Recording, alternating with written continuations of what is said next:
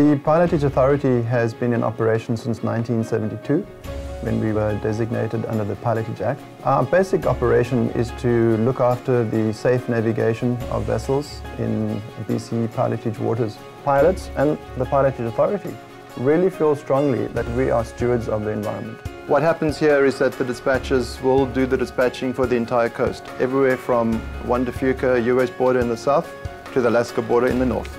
Smith's involved in a number of industry partnerships where you're trying to say, okay, listen, let's work with our customers, with authorities, with International Maritime Organization, with other tugboat companies to see what we can do to become more environmentally conscious and more safe together so that we can sort of pool our resources to go there.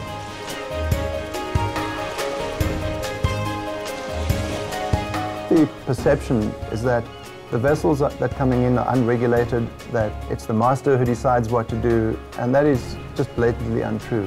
There's a very, very strict regime of regulations. When a pilot comes on board a ship within the boundaries of piloted waters, a Canadian pilot must have conduct of the ship.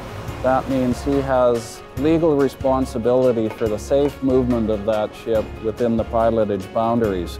There was no pilot on board the Exxon Valdez. Here in British Columbia, and especially in Vancouver, and even more so on tankers, there are 2 professional docking pilots to make sure that they know the intricate areas up and down the coast and where these vessels will be transiting. Before one can even qualify to sit the pilot examinations, you must be a certified master. There's 3 parts to this whole process. One is general knowledge, it's chart work, it's stability, it's all the things that master mariners would be involved in. The second part is very specific.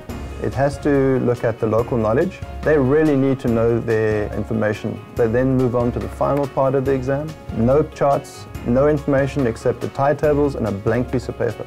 And we can ask them to go anywhere to anywhere on the coast. And we, of course, have the charts in front of us. It really is a good test of their knowledge of the area. We do that 6 more times. If they are successful, we will then consider them for an apprenticeship program.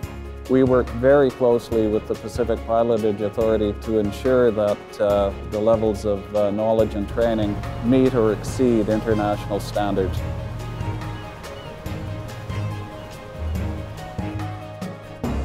It speaks to the intensity of the exam and the need to have people that really know what they're doing on this coast.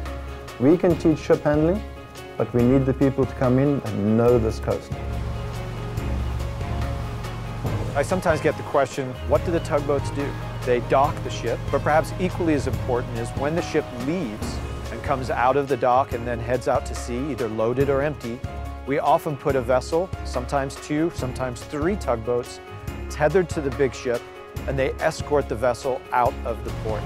This way, the tugboats would be safely able to navigate the big ship into a safe stop. We'll stand by the vessel till we contact the pilot, and he'll either hook us up on the stern or the bow, then they'll bring up the anchor and we'll maneuver them into Western's terminal. Part of our ongoing training for all of our mariners is actually aboard the vessel, and another important part of it is in simulators. One of the important things about simulators is that we can do things in the simulator that we don't want to do aboard the vessels.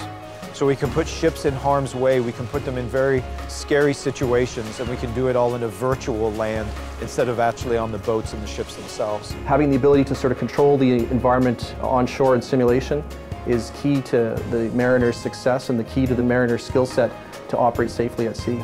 We're working to get a more structured approach to training in our company and get all the crew involved in one manner or other, getting them on training to become better people on board. So from the time you walk on the first boat as a deckhand, you're probably looking at 10 to 12 years minimum.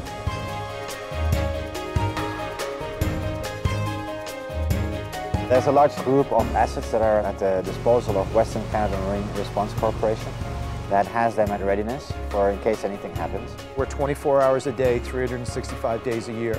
We do that day in and day out to make sure that we keep British Columbia safe.